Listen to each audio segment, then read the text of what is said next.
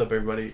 Today we're going to be talking with Hayden Briers, amateur here in Houston, Texas. He fights out of War and Texas Striking Academy. You've been training for how long now? 3.5 years. And you're already got a title?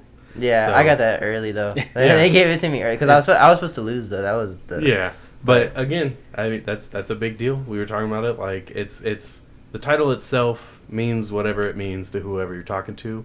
But the fact that you're coming in here, the underdog, and you're beating the guy who's expected to win, you're beating the guy who's kind of getting more of the push.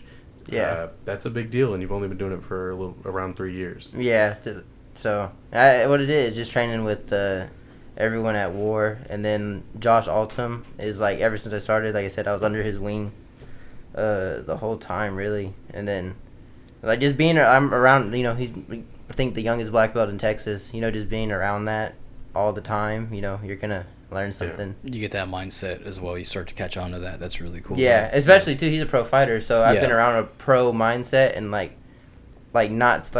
don't skip training. I've been around that since I started from the beginning. So it's just a good thing to have. Right. And so just to kind of backtrack a little bit. So I know you said you started training about 3.5 years ago. But did you have any training at all? Like when you were a kid, did you compete at all? No, I did karate when I was in kindergarten. Okay, I don't think that counts. Yeah, so about 3.5 years ago. So where did you start out? You started at Texas Strike Academy, is correct? Yeah, I went to some other gym for a little bit, it was V12 Fitness. Angel, I don't know if he still works there, but he's one of my training partners. He's a boxer. Yeah. One of my training partners. I started there, and he actually coached me. He coached the beginners at the time. So I started there for a couple months. My friend Daniel Teeter, he got me to start going because I think that's when Floyd and Connor fought or something. So everyone was kind of getting on it. So I went there for a little. I did it for a month, and I hated it because I got hit in the nose. It would bleed like that. Yeah. So I hated it. So I left or I quit. I did it for a little bit, and then I eventually just came back. I found Joel and Josh at Texas Striking Academy, and then ever since then I've been going to War, and then just from there. So so I guess kind of leading into that, what made you say, okay, I want to keep doing this? Was it kind of being around the people, or was it maybe a certain type of martial art that you were starting to kind of gravitate towards? I just didn't want to do nothing else. Yeah. You know what I mean? I didn't like school. I didn't.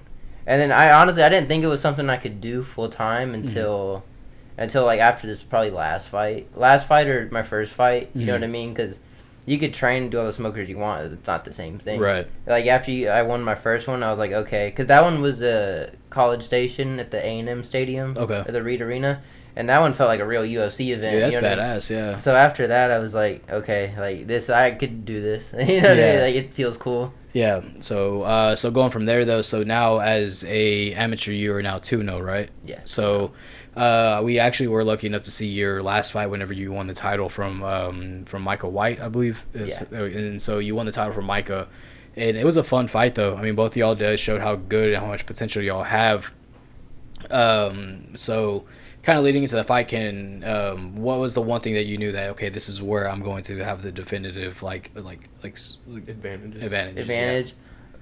Striking. You know what I mean? Yeah. I think I could wrestle just as good as him, but he does everything 100%. Right. Just let him get tired. Yeah. It's a 5-round fight, 15 minutes. If you watch all his fights, he gets tired by the 3rd round. Right. So I already knew, and I knew that I would defend off takedowns better than anyone he's ever fought. You know what I mean? And get up. So I knew he'd get tired, so that was the game plan. But striking is obviously, I'm just longer. It's natural. Right. You know what I mean? So that was what we thought would be the advantage, but it just worked out. He got tired, and then I caught him in the choke. Yeah, and that was a very deep guillotine. I know we talked about that a little bit. Yeah, we talked about it on here before. Yeah. Was it your fight? I don't know if you'll remember the ref. Was his fight ref by Rob, or was it another? That was another fight. Guillotine. There's another standing guillotine. That was the one that we went to when Jacob fought Randy Villarreal. Yeah, okay. There's another standing guillotine. I think I saw that, and he was out for a little bit before the ref even bothered to look at him. I think the ref should have grabbed his hand while he was in there, because I felt him get so heavy, and I remember my arms burning, and just thinking, I was like, damn, I'm getting tired. Not tired, like, physically, but, like, my arms. I'm like, man, like, am I just going to squeeze this for nothing, or is he out? Yeah. And then I let go, and then that's why I turned around so calmly. I was already thinking, like, okay, he's got to be out. Yeah, and then, and so, I don't know if when we went to our first event at the Escapade, whenever we saw Rob Alexander, have you ever seen that man ref? I don't know exactly which one that is. The one that was my ref? No, I don't think he was reffing your fight. He was a judge that night, I believe. Yeah, no, but do you know, like, recently the judging issue with like the decisions in MMA? Yeah. Like, lately a lot of people have been having issues with it. He's one of the problems, and I have no problem saying that. Yeah. He, there was a dude, Levi Moles. Yeah. He got caught in a standing guillotine. No, that wasn't him. It wasn't him. No, but he Levi Moles had a fight though where I can remember the Asian fighter's name that he fought, but he got him in a rear naked and Levi Moles tied up the arm. Yeah, Ishihara. And he ties up the arm, gets it right, gets the choke in, and it's like you see Ishimura is trying to fight out of it, and eventually he goes out, and the dude was out for like almost 20 seconds, dude. Like, it was rough. And he's just sitting there limp in the dude's arms, and everyone at the Escapade was like screaming, like, "Hey, stop the fight!" And the dude takes forever just to go over there to look at him, and he finally bends down. He's like, in this. Oh, stop! And I'm like, Jesus, dude, he was about to die. That could kill you, like that. You know what I mean? And Levi Mouse has very good jiu-jitsu. What's it called? When he slaps on a choke, dude, like, chances of somebody getting out of that is slim.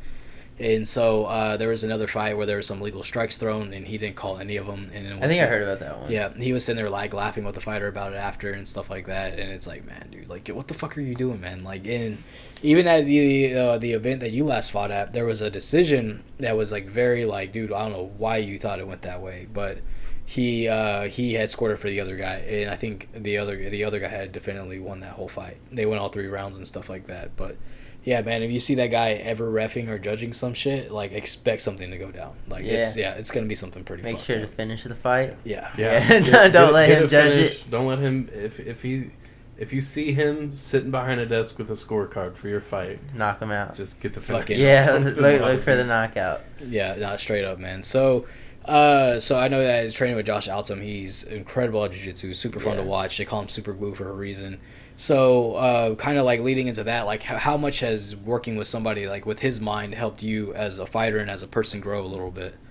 A lot. Like, he's one of the like I said, if I had one person in my corner, it'd be him. Yeah. Just because, like, dude, I could call him, and like when I used to like do Uber every now and then. Yeah. And I would call. He was doing it too at the time, and I would call him. It could be like 4 a.m. and be like, hey, you want to train? Like, you know what I mean? Like, I have access to go train with him whenever I want. You know what I mean? He'd hit me up. You want to hit a session this time? So, for my last camp, I was training with him heavy, and he was taking me down on the wall. I wasn't getting up. So he said Micah didn't feel like nothing compared to that. And then, So that's dope though, man. Because I know Zach had talked to him at your fight last time we had saw him, and that's kind of how he introduced us to you. And super cool dude, man. So I know also you're working with Jeremy Mahone right now. And so, him and Richard Copley. Yeah, and so working with those two guys, man. I mean, I didn't know who Jeremy Mahone was or Richard Copley was until Zach had told me about them, and then I started seeing him at the UFC fights. You know, coaching Trevin Giles. And so also so working with him, so what's that been like? They're more, I'd say, like, I don't get to work with them a whole lot. Like, I only go up there 2-3 times a week. But man, it's good. It's more like drilling.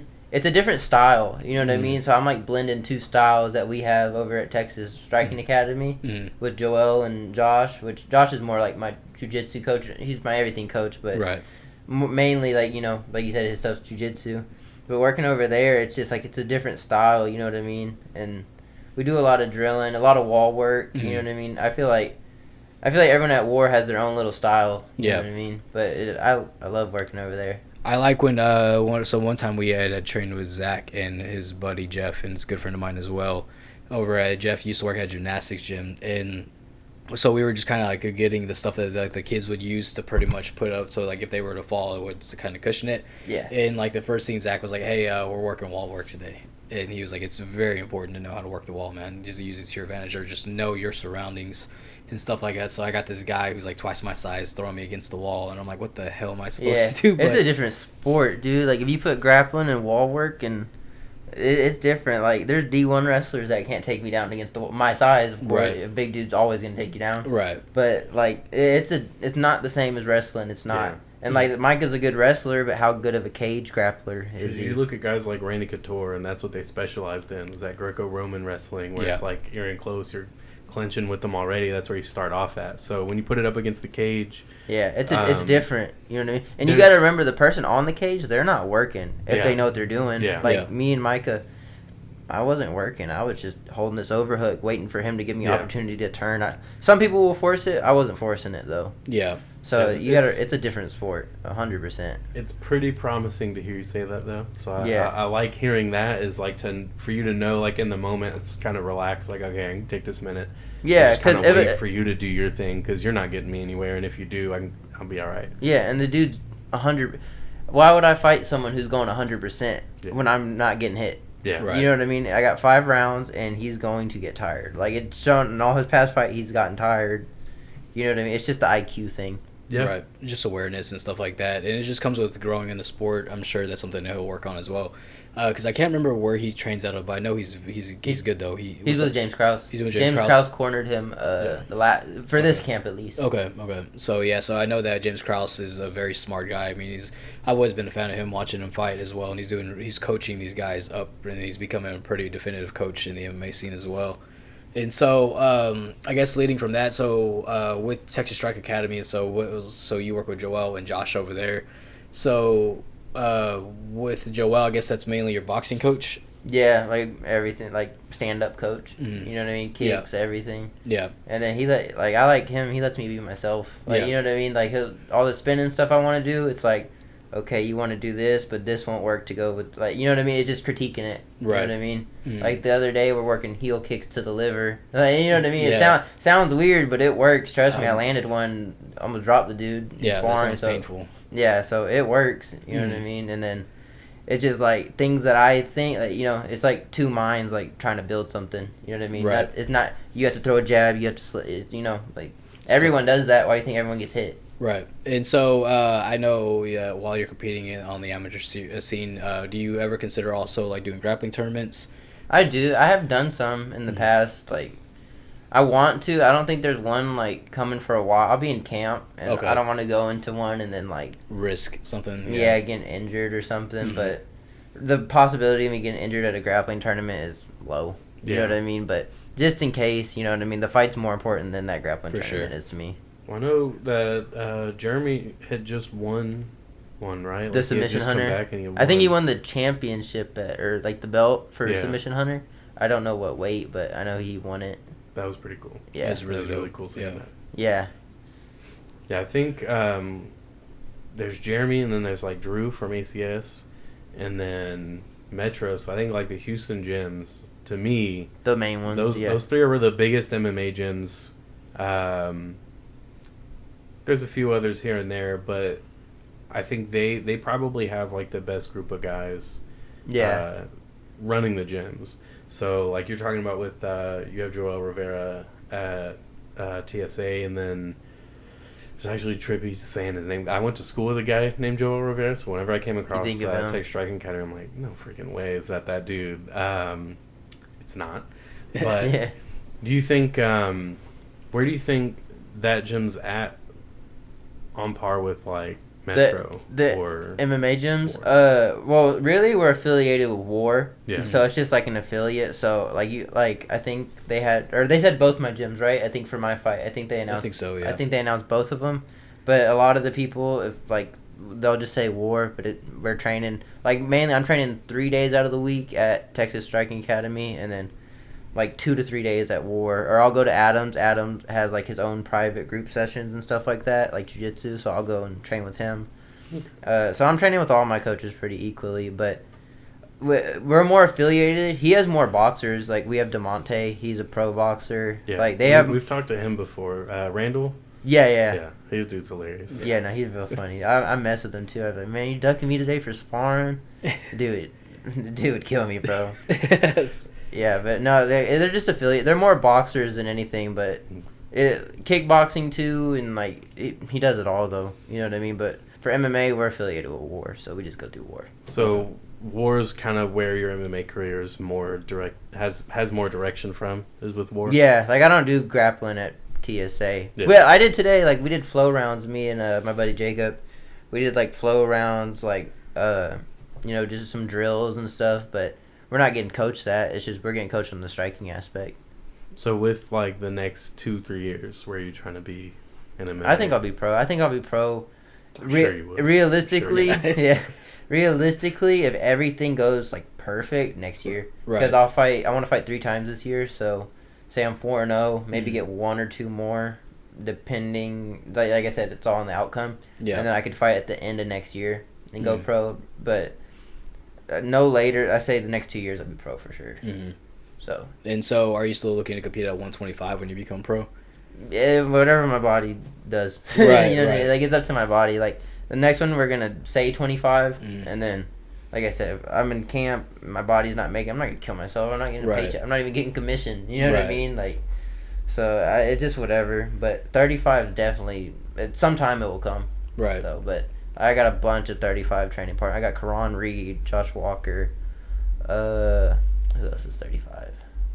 I'm missing a couple names, but if you ever go start looking at Metro, they got a bunch of 35ers. Yeah, they are stacked with 35ers. It's ridiculous. Yeah.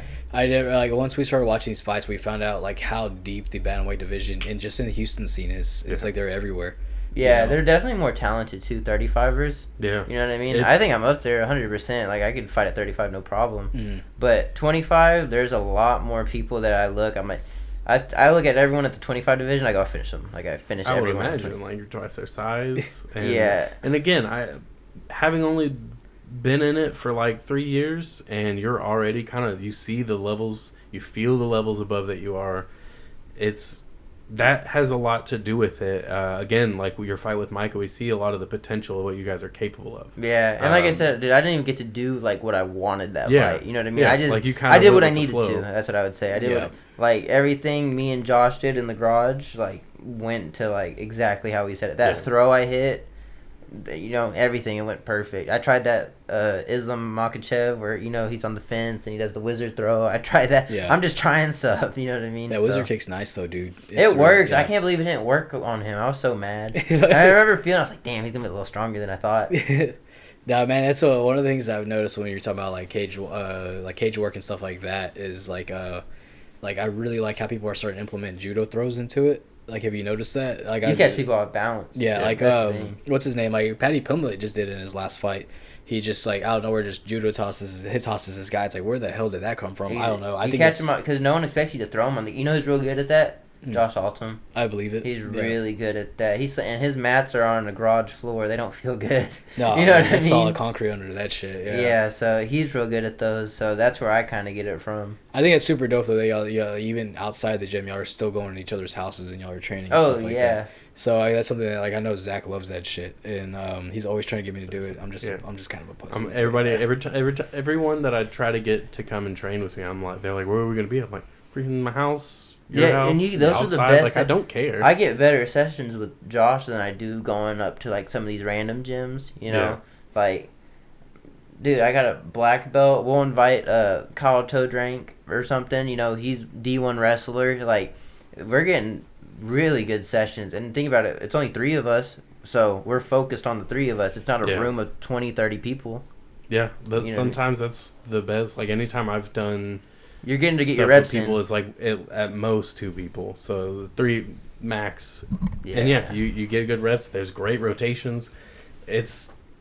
Yeah. I miss it. I need more people. I just talked to some random dude after one of my runs, and he was just walking around and he said he was in the military. I was like, hey man, you ever want to spar? Let me know. He's just trying. I don't know who you are, but.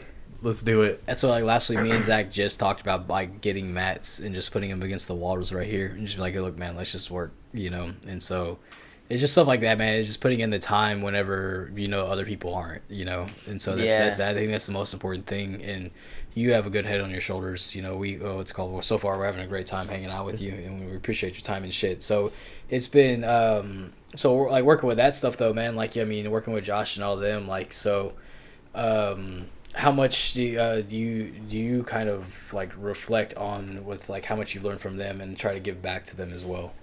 I mean, I think the only way to give back is just win. You know what I mean? And I feel like they really don't even care if I go out and do. They want me to win, of course. You know what I mean? But like, that's not like what matters to them. You know what I mean? So I feel like the only just to go back and show that it works. You know what I mean? So that's really it with that. That's just crazy to me that it's like you're 3 years into this shit. And dude, I got good wrestling. I took down a D1 wrestler the other day. Yeah. You know what I mean? Like, I got wrestling. Yeah. I just don't have to, like, it's like Josh in his fights. Like, Josh hasn't been able to show off how good of a striker he is. Right. I've seen him drop people in the gym with body shots, like, consistently. You know what I mean? Like, just the stuff he does in the gym, like, he just hasn't got to show it yet. Like, I'm only 2 fights in. I've fought a total of maybe 12 minutes or something like that. So, or 15, whatever it has been. I haven't shown anything. You know what I mean? Right. I think me and my buddy Tonio, he's fighting April 10th. So, if y'all are able to come see that, dude, like, me and him, bro, we have pay-per-view rounds. You know what I mean? Like, we'll have the recordings, and I'm like, bro, we could sell these. Like, that's cool as shit, though, man. You know, iron sharpens iron. That's the big thing. Is that his last Figueiredo? Yeah. Figueiredo. Yeah. He's crazy good, bro. And then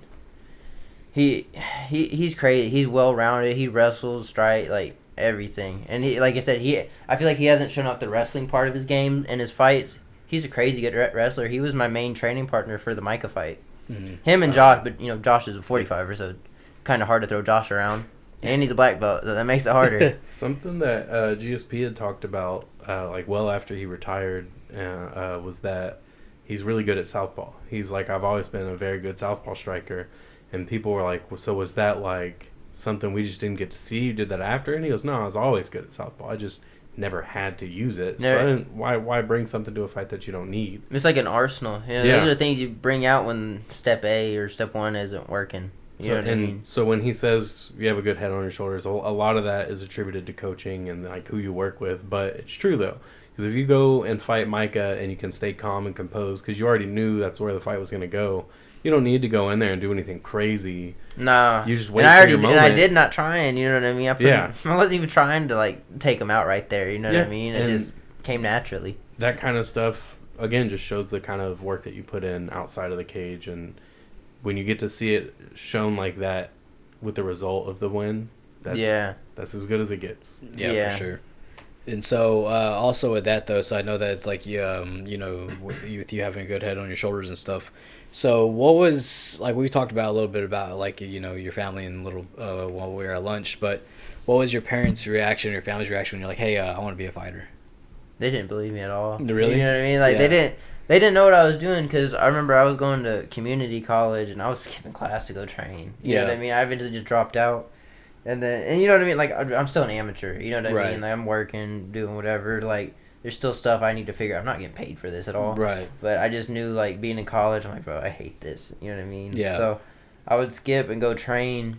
And then after they saw my first fight, it was in that Reed Arena. They're like, okay, like, he can perform in these situations. Like, because, you know what I mean? They've seen me grow up as a kid all my life. They've seen me when I'm being, like, kid crying and stuff. Yeah. So they don't see, like, oh, he's not scared to perform in a big thing or whatever. They're not used to seeing their baby boy get punched, man. You know, so they're like, you know, you go to your family, they all think you're like a sissy or something. They start messing with you, punking you around. Yeah. And then after my second one, like, that's when I really got, like, my mom and dad's support on it. Yeah. And I mean, after the first one too, of course, like, you know, like, that whole last month for the Micah fight, I didn't have to work. Like, my dad helped me out for that whole month. He paid my rent. Yeah. Like, that's awesome, though, man. You know, that you have that support system behind you and stuff, you know.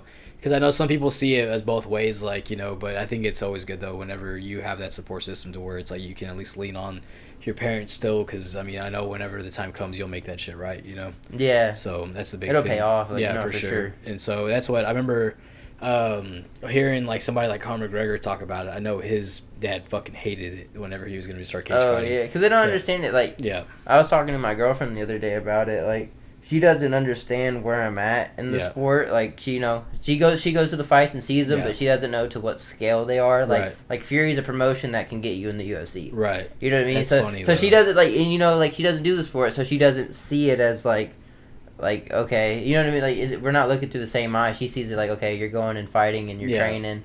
And then, like, I told her, like, dude, every training, I'm killing myself during training. You know, I'm training like I want $1 million. Yeah. So it's just, but that's anyone. You know, you go to a random dude on the street and you tell them you're fighting, they're gonna be like, oh, okay, you fight. They're not gonna be like, oh, okay, he has a plan. Like, he wants to try to make money with it and all that stuff. So the plan is obviously to go to the UFC. Yeah, that's the plan. I always think though, like, I could get in a car accident and lose my hand though. Yeah, like that would suck. You know what I mean? That's why you need a backup plan. They say don't have a backup plan. That's stupid. Nick Knoll, man, he only has half an arm, and he fought against Justin Gaethje in the World Series of Fighting. Really? And fought for the championship. He fought in the Contender Series, but came up short. Gaethje was like one of the only guys who wanted to fight him. Yeah, he openly, because I remember Nick Knoll was choking a dude the craziest shit. So his arm is cut off like halfway right there. It's like a nub, right? Yeah, so he has like a nub right there. His congenital arm. Are you allowed to hit with it? Yeah, he can hit with it. Ooh, and that would hurt. He actually gets guillotines with it. He gets his arm up, and because it cuts off right there, he's able to get his arm up like right there and still cut it off and still gotta get that really deep guillotine. That's crazy. And so that guy, man, it's crazy as shit. There's other guys I know that you just talked about. Betzel? Yeah. He had fought Brandon Moreno a long time ago, and he only has one leg, right? Yeah. Matt Betzel has one leg, and he fought with one leg. Yeah. And maybe I'm just making excuses then, right? So you lose a hand, but is the dream still there? Is the passion still there? Then I just think, man, there's so many easier things you can do for the amount of money you get paid. You know what I mean? Yeah. But yeah, so the goal is to get to the UFC. Recently, there was that card in London, like we were talking about, Patty Pimblett was on, Molly McCann, her knockout, got everybody going crazy. Oh, yeah. Is that, something you have in mind? Like, you want to fight in front of Houston, get people excited for you from Houston? I don't care. I just like crowds. I like crowds. I like being like a show off almost. You know what I mean? The whole way or the whole time in the back room, getting ready for that fight. I was telling who was it? I think my coach Richard. I was like, dude, I don't feel good. I don't feel like I'm clicking or nothing. You know what I mean? And then Jeremy, he's telling me, he was like, dude, if you feel shitty with the way you look right now, he's like, you're gonna do great. And then as soon as I made the walk, as soon as I got in the cage, I got so comfortable. You know what I mean? Because I heard the crowd and you start wanting okay, in sparring, I spar better when someone's recording. You know what I mean? Because I'm like, watch this, and you know what I mean. I want to go back and see it. So yeah, he's like, I want to make the best of those moments almost. So I feel like I do better under pressure. So I don't care where I fight. I just want a crowd there. Yeah. So I would fight in the Apex though, because I still know it's gonna be on TV. Yeah. You know what I mean? Yeah, that'd be dope for sure. So I know that with you being 2-0 now. So and you said you're feeling kind of shitty before, but then when you got out there, you felt good. So how do you get over those fight jitters? Is just you got to get out there and just shake it off after that. I don't think you ever get used to them. Yeah. I think you're always gonna be fuck, damn, I signed up for this. You know what I mean? That's what I feel with my first one, second one. But after, I was talking to my friend Daniel about that. He's the one who got me into MMA and everything. Mm-hmm. We were hanging out the other day, and I was saying, bro, there's no better feeling than winning. Mm-hmm. Like a fight. I'm like, we could fight in a back parking lot, and if I whoop your ass, I'm going home happy. Yeah, you know what I mean? You'll be talking about it for the whole week. Oh my god, I whooped this dude in the parking lot. Just beat the shit out of this guy. You'll be hyped about it. So there's no better feeling than that. And I don't feel like you can break those jitters, because my buddy Tonio, he's fighting April 10th. He's I was talking to him. I think he's 4-2. Yeah, I don't know that for sure, but he's got way more fights than me. And I was like, do you ever feel comfortable? And he was like, no, it always feels different, because it's a different opponent. It's different, it's different everything. So he's like, it never feels the same. He's like, you can feel on more one night or something, but he's like, it always kind of feels like a new challenge. You know what I mean? That's what I know. Cowboy Cerrone, even till this day, he'll still throw up before he goes out there. Because can't. Yeah, he's like, I can't get over those jitters. And with somebody like him though, it's like he was really good at one point, and it's like you could easily be champion, but his second he would have a fight where it mattered, he would always lose the fight just because it hits him too much. I feel like it's mindset too, how you go into it. Yeah. Because he's good. You know what I mean. I feel like it's your mind going into it. Because he's doing good on the fights that aren't whatever you said, championship fights or whatever. Then you get those high level fights where the Conor fight, you kind of freeze in the moment. Yeah. You can't go in there with the mindset this matters more. When I fought Micah, it was I'm fighting him the exact same. I'd fight him at Walmart. Yeah. You know what I mean? And I was telling all my buddies that it's I'm just gonna fight.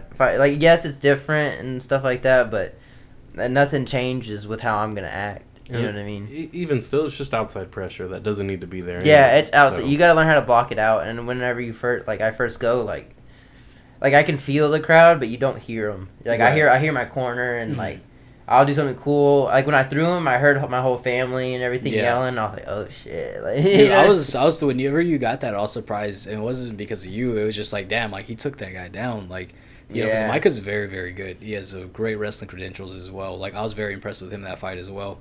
And so, yeah, man, it was nuts. But that's cool though, because I feel like that's where. Because I get very anxious, so I'm like, man, I can't imagine what these guys are feeling like. Yeah, we worked a lot for that camp. Was like getting up because we knew like we were gonna get taken down. You shoot, that many times, you're gonna get taken down one time. Yeah, you know what I mean.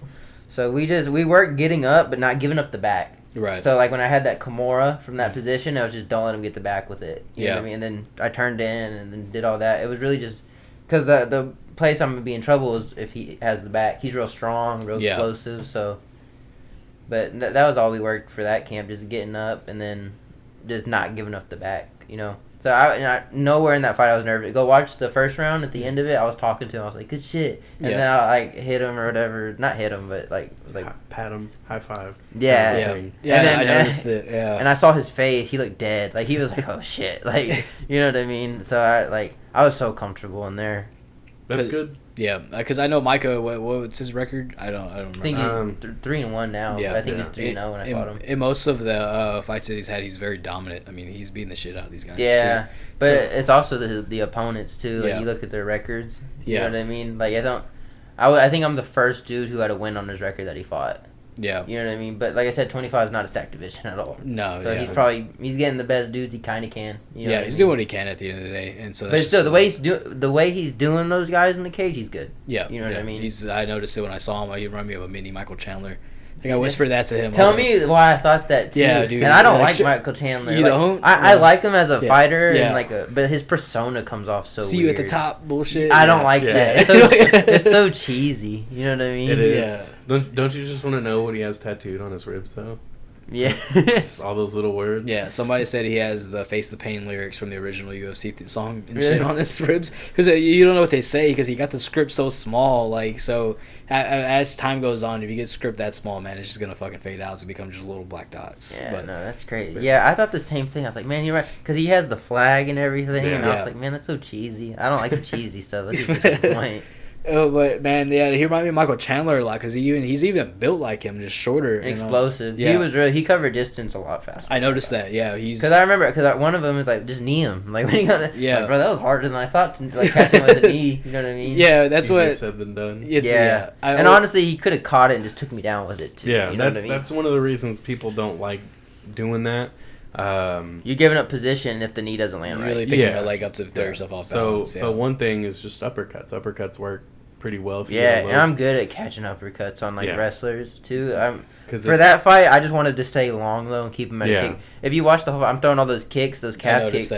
Like I was just staying because every time I threw him, like he's not countering. So why not just beat up his calf? Because I guarantee I would have landed 2 more. He wouldn't walk on it. You're taking out that lead leg so that he's shooting off. You know. Yeah, because he landed 1 on me and I felt it. And I was like, ow. I'm like, okay, I've already landed like 3 on you, so like it's got to hurt worse. Yeah, and that's one of the things I like about anybody that throws a lot of overhand rights, or if you have the time, is elbows. Like like I think that's like as Chris Weidman landed probably my favorite elbow out of all that stuff. Munoz. Yeah, Mark Munoz. I'm not sure if you've ever seen that, but. Like, have you ever seen that fight before? This is like right before Chris Weidman fought Anderson Silva. Like, Mark Munoz threw a really wide open punch because he's a wrestler as well, so sometimes they kind of loop their punches a little bit. Yeah. And Chris Weidman just comes in with a freaking sharp-ass elbow, dude. Splits that fucking dude open. Dude, I've been wanting to throw elbows. Yeah. Me and Coach Joel were hitting mitts the other day throwing elbows, and I was like, dude, I can't do this during camp. I'll accidentally throw one. Yeah. Because I'm like, dude, I'm long, so like I'll probably land them a lot more than these shorter guys. Yeah. Because all you gotta do is put that thing out there. Yeah. If you're talking cage work, that's one of the best places to start throwing them. Hey, and also, dude, like ground and pound to the body. You know what I mean? If I take someone down, if I'm elbowing you in the thigh like this, dude, it takes 2 of those and you're limping. It hurts. There's a lot of moves, and I talk about a lot of these moves a lot. Yeah, the goal is to break them down. Yeah, and there's a lot of little things that people just don't do anymore. Like when you're in someone's guard and you just start hitting them with your heel, It's gonna freaking hurt. Coach Jeremy Mahone, very big on that. Yeah, I freaking love it. Yeah. And people just don't do it at all anymore. And I'm like, why wouldn't you? You love Coach Jeremy. That's what he's just, like I said, like they have different styles and stuff. Right. Jeremy's trying to hurt you everywhere. Yeah. Hit you with elbows. He was like, you're sitting in guard, just your forearms are wet. Yeah. You know what I mean? He was in the military. If you're going to be sitting somewhere long enough, you might as well do something to hurt them somewhere, or at least the next time they stand up, they're gonna be like, ah. I get put in someone's guard. I'm throwing an amateur. I'm throwing elbows right here to the shoulder. Yeah. They won't hit me right when we stand up. You know what I mean? Like it's takes. I guarantee you, one elbow right here in the shoulder. This hand will be like this the rest of the fight. Who's that? Like even Canelo is really good at that kind of shit. His coaches even told him, like, I forgot what he was doing, the other guy was doing. He's blocking his right hand, so they were just punch him in the bicep.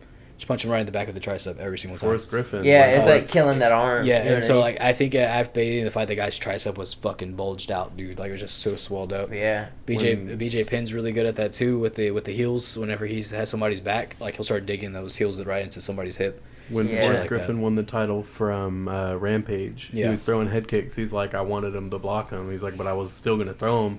Because now he can't punch me because his arms hurt too much. Yeah, me and Karan Reed were sparring not too long ago.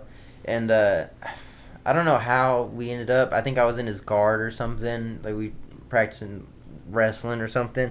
He grabbed my wrist and he threw it like he was like half guard and he threw his shin, like pulled me into it right here. And it felt worse than a body shot. Half guard's one of my favorite positions. Yeah. I preach too much on that. Go to Coach Jeremy. Half guard's all he talks about. You ever been putting a banana split? Those are my man. Now you just called out my favorite sub. Well, you not say that's one of mine too. Yeah. So my buddy Jeff, the one that we were talking about, he can do the splits. So and he leaves himself open for it. And so I hit it, and I'm like, you can't get it on. God, I hate you so much. Yeah, I got that. I chain subs. I got a lot of sneaky subs that I do. Like I said, no one's got to see my wrestling yet. With this next kid I fight, I think I'm still matched up with him.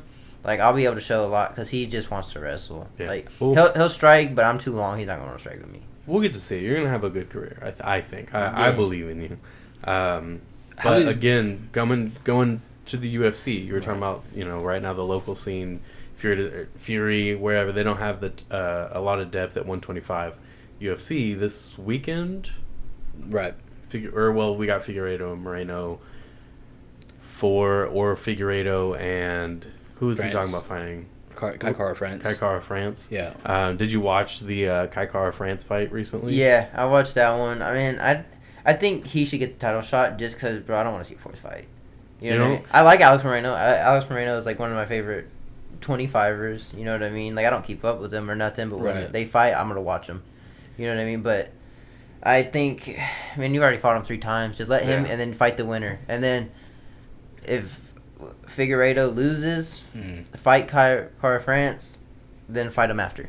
You know what I mean? I don't want to see at least move the division a little bit. That's the other thing is, Moreno. If they end up giving Figueiredo the France fight, Moreno could fight Pantoja, Alejandro Pantoja, and because that's another fight that they fought on the Ultimate Fighter, and they fought in the UFC, and Pantoja is 2-0 against them right now. And so right now, professional standpoints, he's 1-0 against them.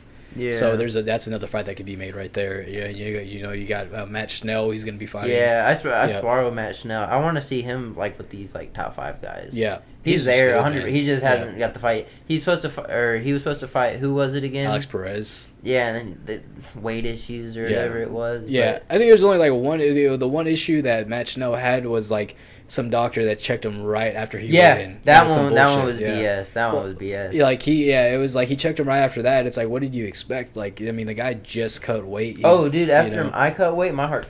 Yeah. It's just I have heartburn. I don't. I feel like I'm dying. Yeah, and then you drink some coconut water and you're chilling. It's it just takes a little while to catch up. So that's just that whole situation was stupid, man. But that's where I feel bad for Matt Schnell because I feel like he's he's losing time because this one guy can't do his job. Yeah. And Alex Perez is a great fighter, but it's I really like Matt Schnell and I want to see him do really well, but. It's just that with them trying to line up with Alex Perez, Perez has a lot of shit to get together before he can fight Matt Schnell. Or fight anybody. what's his name? Brandon Royval. I don't know what he's ranked. I think he might be above. He's like 5 or 6. Yeah, I think he's above Schnell. Then yeah, I think they would be a good fight. Yeah, that's gonna be good. Royval's fighting. We were just talking about it. Who's he fighting again? Is he fighting Schnell? He's fighting. He's not. It might be Schnell.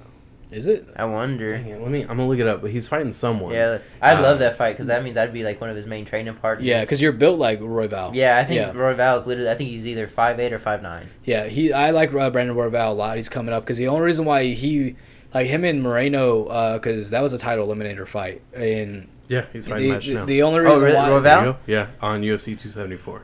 Ooh. The only reason why that fight got stopped was because Royval dislocated his shoulder I know he had a shoulder injury. But besides that, like he was hanging in there with Moreno the whole fight. And yeah, so I think Royval won his last fight though. I think so. Yeah. I don't know forgot who he fought. But that'll be a good fight. Royval is really sneaky on the ground. Yeah, dude, his striking isn't like crazy though. Yeah, like I think he's just super long for these guys, and I think that's what throws a lot of them off. Yeah, but I really like Brandon Royval, dude. He's on the ground, like you said, he's sneaky, and he'll just get something. He's just out got of really nowhere. good jiu-jitsu. Yeah, and that's what I like about Brandon Royval is he knows he can bully some of these guys. You know. Yeah, he uses his size to his advantage. Yeah, it's smart. I mean, and if you're able to make the weight class and keep doing it, you know, like there was a guy that I knew. Kind of, but I know he was on the regional scene for a while. His name was Ryan Hollis, and that dude was like fucking 5'11", weighing 125, and just because he could make the weight class, so he would just fight at that weight class. I feel like that's dangerous, just because you get hit with a body shot, they're gonna affect you a little more. Yeah, feel it. Having that skin at your guts are kind of like right. You know what I mean? Yeah, it's like there's only so much protecting that at some point. Well, the fight that I meant to bring up this weekend is 135 because you mentioned possibly 135. It depends on where your body feels like it's going to be a natural balance for you to compete at. We have Peter Yan and Aljamain Sterling. Oh, Peter Yan, 100%. Yeah. Yeah, I'm like, you don't get your ass whipped that bad and then come back. So that's what everybody's talking about is. I think I'm not saying Aljamain can win. You know what I mean? 100%. I wouldn't. If he won, none of it affects my pockets. Yeah. So I don't care. I've seen a lot of people say though, like, oh, you have to go back and watch it. Aljamain was winning that fight, and I'm like, I don't understand. I remember watching the first round, going, "What is he doing?" Yeah.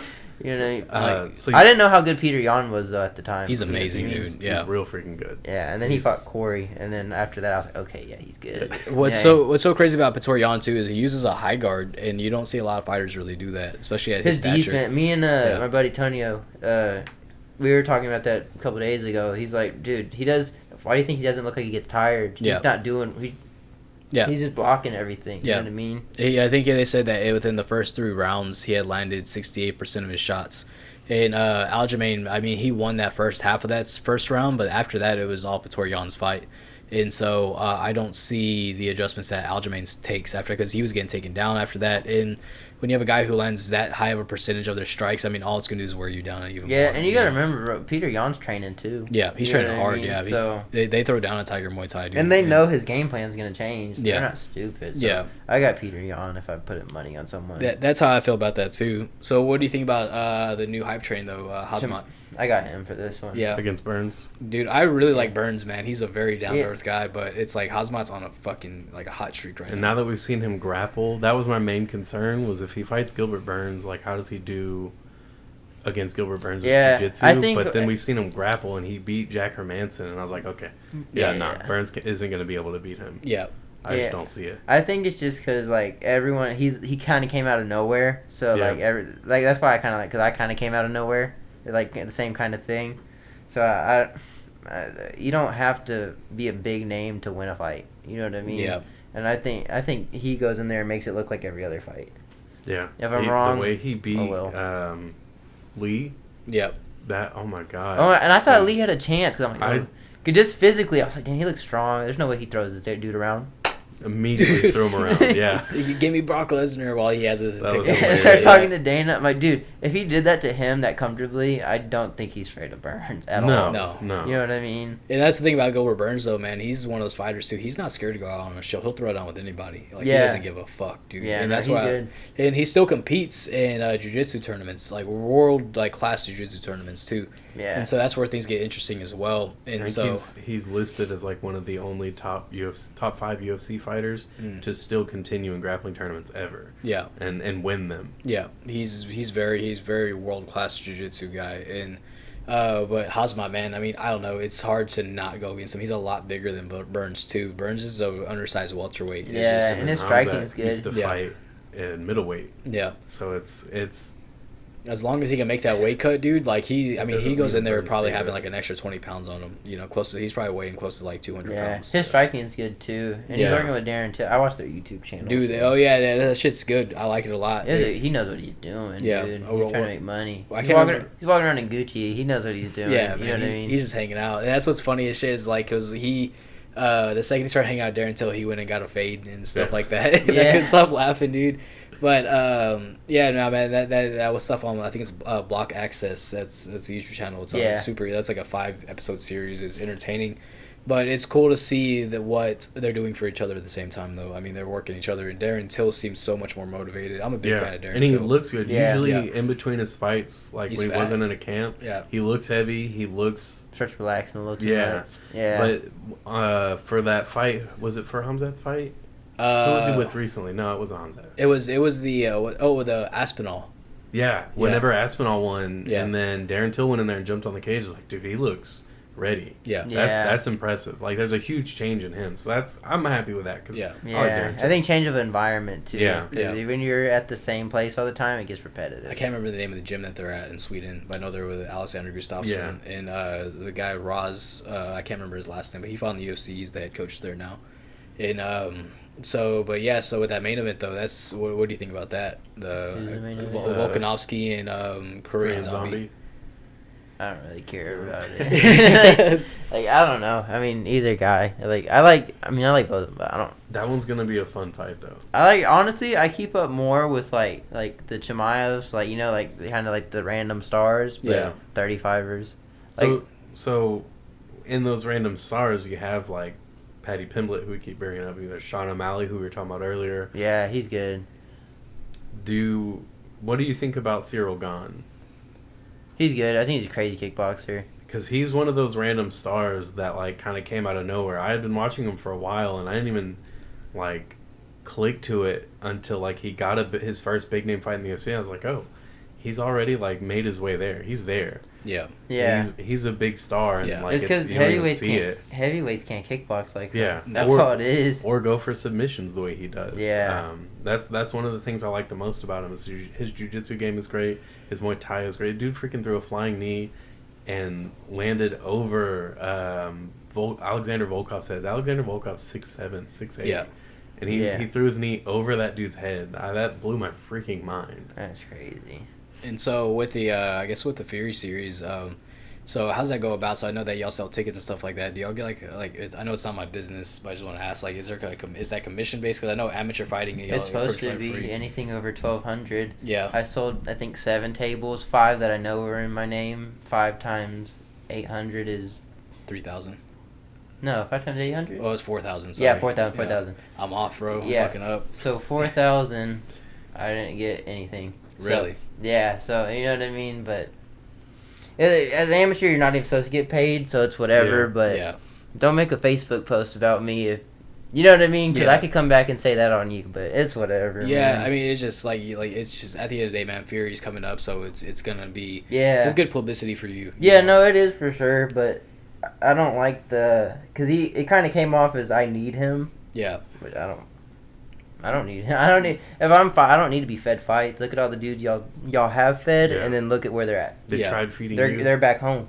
Mm-hmm. You know what I mean? They're not in the UFC. They're not any big names. So why do I need you? They tried feeding you to Micah, and look how and that he got his out. Ass whooped. No, not that bad. Not that bad. Yeah, like it could have been disrespect or anything. It's just you look good, and then there's no reason to deny that or try to like. Yeah, you can't feed people fights. Yeah. You know what I mean? I want like the kid I might fight next is Luis Rodriguez. He's good. He's a good grappler. His striking, it looks like he's been longer than all his opponent. I think he's only 2-0, or I think maybe 3. You know.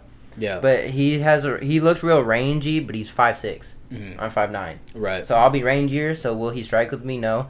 Every time someone starts coming forward on him and punching, ducks under for the shot. Right. Knee right there. Easy.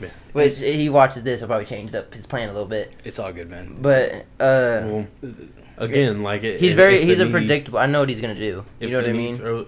gets caught, then uppercuts. Uppercuts work because if the uppercut doesn't land, you got an underarm. Yeah, and like I said, like he's gonna prep for me too. But I think in amateurs, it's not smart to necessarily prep for one person because of everyone you just pulling never know out. what's gonna happen. Yeah. Yeah, like we're amateurs, bro. Like someone's grandma could die, and then you know what I mean. They're out for the weekend. You know what I mean. So it's not necessary. Like for Micah, we were preparing for him as in like we were wrestling. You know what I mean? Which I need to work on wrestling anyways, so it doesn't hurt. Yeah. And then I think striking wise, I'm better than a lot of the 25ers, so it doesn't. That range hurt. helps a lot. Yeah, so it doesn't help to hurt on that specifically, but there's not like.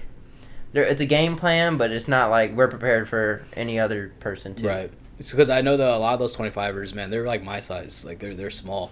You're like 5'9", but you also fight long too. Yeah. You know? And so also like you also have that like you're good in the pocket. It reminds me a lot of Corey Sandhagen, like you talked about. I love Corey. Corey Sandhagen just has a lot more footwork. I mean, like as in like he switches his stance. I switch my stance too, but I like to stay in a stance for a second, and then switch. You know what I mean? Yeah, and that's what we talked about a lot. And Jeremy Milbourne pointed that out to us: is fighters will switch stances for no reason. Like they won't even try to find the opening. They won't see what they can do with switching stances. Oh, when I got setups from everything. Yeah, I think that's important. I think I'm just as good southpaw as I am orthodox. Right. I can throw everything the same. Like the only thing I probably can't throw from southpaw is like a spinning heel kick.